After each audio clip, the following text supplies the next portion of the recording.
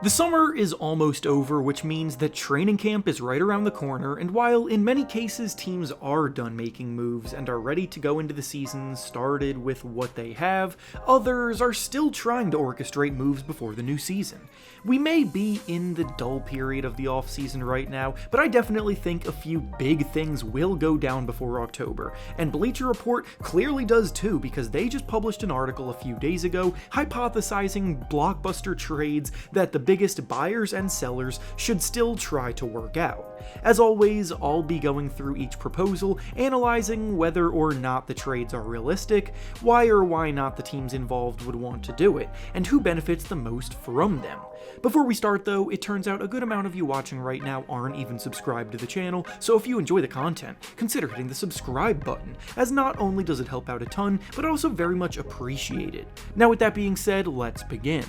The first proposal from the article we'll be taking a look at is between the Brooklyn Nets and the Toronto Raptors, and in it the Nets receive Pascal Siakam in exchange for Ben Simmons, Cam Thomas, and 2 first-round picks. We're starting off hot here with a really intriguing trade proposal that I think would and should have both teams really strongly considering it. From the Nets' perspective, obviously having brought back Cam Johnson by re-signing him in free agency this summer, the pairing of him and Mikal Bridges makes for a very strong wing partnership, and overall the Nets have maintained the fact that they're looking to continue to build on what they have, not rebuild. Bridges is starting to look like a borderline all-star, but they're still one piece away from legitimately competing in the playoffs in an Eastern Conference dominated by superstar talent at the top. Adding Pascal Siakam not only gives them another all-star that can score the ball at a high level, but he also comes in and fits perfectly into what they do defensively,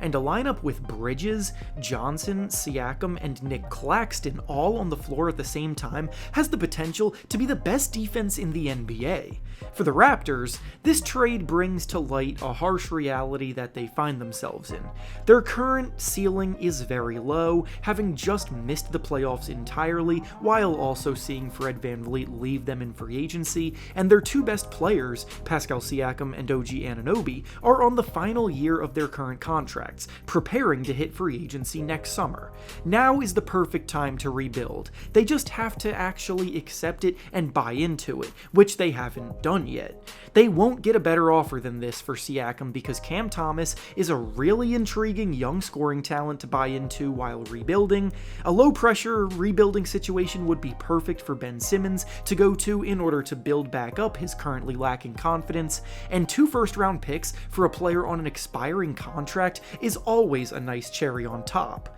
I, for one, really like this offer for both sides, but the Raptors would have to accept their rebuilding fate for it to go through. The next proposal from the article we'll be looking at is a 3-team trade where the Pelicans receive Damian Lillard, the Clippers receive CJ McCollum, and the Trailblazers receive Norman Powell, Marcus Morris, Dyson Daniels, BJ Boston, Kira Lewis, and 3 first-round picks. The standoff between Damian Lillard and the Trailblazers is now going on 2 full months without any meaningful traction being made. By now, it's been hammered into all of our heads that Lillard has only really shown a willingness to be traded to the Miami Heat, but clearly the offer that the Heat have for him doesn't intrigue Portland's front office very much, otherwise the trade would have happened by now. The longer we wait, the longer I'm starting to feel like other teams would become willing to throw their hat into the mix trying to acquire Lillard. And the Pelicans, in theory, make a lot of sense as a destination that should be willing to try their luck. With the moves they've made over the last few years, they made it clear that their goal is to start contending as soon as possible, but Zion Williamson's health has gotten in the way of that. When he's healthy, they're a very formidable team, but they still likely need one more upgrade to actually rise to that tier, and adding someone like Lillard would absolutely do just that for them. It would be both unfortunate and kind of ironic that CJ McCollum would be who they would have to ship out because of how he and Lillard were former teammates, and how McCollum's addition is what led to their original rise in the first place. The Clippers would also gladly take him in as they continue to go all in on this upcoming season. Where the trade breaks down for me though is the return that the Trailblazers are getting in this deal, because it just doesn't seem like enough. The Heat can offer Tyler Hero, a plethora of intriguing role players and young talent, and an equal amount of first-round picks. Norman Powell is a similar player to Hero, but without the upside due to the difference in their age.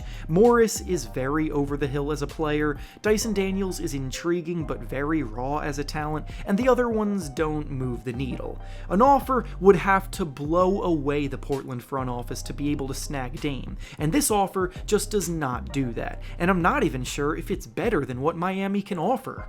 The next proposal from the article we'll be taking a look at is between the Memphis Grizzlies and the Detroit Pistons, and in it the Grizzlies receive Bojan Bogdanovic in exchange for Brandon Clark, Zaire Williams, and a first-round pick. Bogdanovic's stint in Detroit came with trade rumors from the very beginning because most assumed that his purpose was to go there, boost his trade value, and be shipped out at the trade deadline because he doesn't really fit into the rebuilding timeline that the Pistons are on. There was definitely interest in him at the trade deadline this past season, but no trade ever came about, so now of course he once again finds himself in these conversations because he can still definitely help a team win with his elite shooting prowess. He's coming off of a season where he scored a career-high 22 points per game, shooting the ball incredibly efficiently, making 41% of his threes, and any team in need of a wing player who can space the floor and spark the offense should be in on him, which is why it makes sense that the Grizzlies are linked to him here. The Grizzlies let Dillon Brooks go in free agency and brought in Marcus Smart to replace him, but Smart is more of a guard than a forward,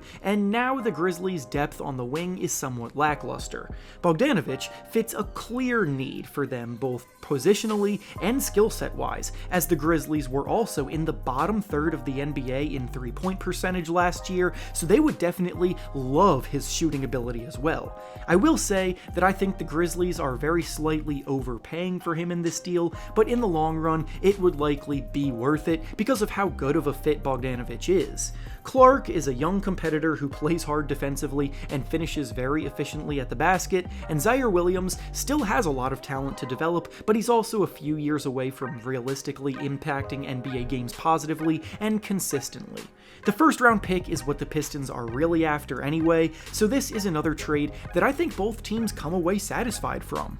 And finally, the last trade we'll be discussing from the article is between the Utah Jazz and the Charlotte Hornets, and in it the Jazz receive Terry Rozier in exchange for Colin Sexton and 2 second-round picks. We're ending things on a more tame note compared to the other blockbuster deals proposed in the article, and while on the surface this trade seems pretty redundant and kind of pointless, there is actually some value that both sides can see in it. For the Jazz, they have the luxury of being able to rebuild without the necessary pressure to lose games on purpose and tank, because a lot of the draft capital that they own was actually traded to them by other teams, so their own record doesn't necessarily affect where they'll be picking in the draft. They can go out and do what they need to do to build a winning culture, and Terry Rozier right now is probably slightly better as a player. The Hornets, meanwhile, are the team much more inclined to take on younger talent, and Sexton is 5 years younger than Rozier. Sexton was progressing very nicely in his first 3 seasons as a scorer, until the injury bug began to strike him, so now would be the time to buy low on him,